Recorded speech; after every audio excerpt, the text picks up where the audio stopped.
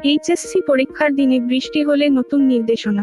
সারা দেশে 2024 সালের উচ্চ মাধ্যমিক সার্টিফিকেট এইচএসসি ও সমমানের পরীক্ষা শুরু হয়েছে আজ।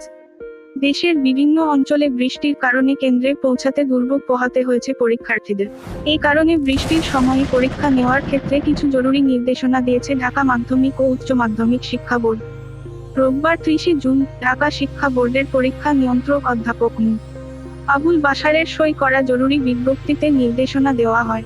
এতে বলা হয়েছে, আবহাওয়া অধিদপ্তর সূত্রে জানা যায় যে আগামী কয়েকদিন প্রচুর বৃষ্টিপাতের সম্ভাবনা রয়েছে।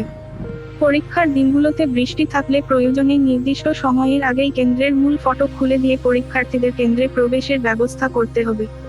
এতে আরও বলা হয়, অনিবার্য কারণে কোনো কেন্দ্রের পরীক্ষা শুরু করতে আধা ঘন্টা কিংবা 1 ঘন্টা দেরি হলে জরুরি পরিস্থিতি বিবেচনায় সেই আধা ঘন্টা বা 1 ঘন্টা সময় সমন্বয় করে পরীক্ষা শেষ করার প্রয়োজনীয় ব্যবস্থা নিতে অনুরোধ করা হলো।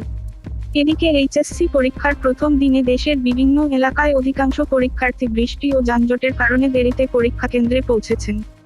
বেশিরভাগ শিক্ষার্থী ভেজা শরীরে 3 ঘন্টার পরীক্ষায় অংশ নিয়েছেন। এতে শিক্ষার্থীরা অসুস্থ হয়ে পড়তে পারেন বলে উদ্বেগ জানিয়েছেন অভিভাবকরা।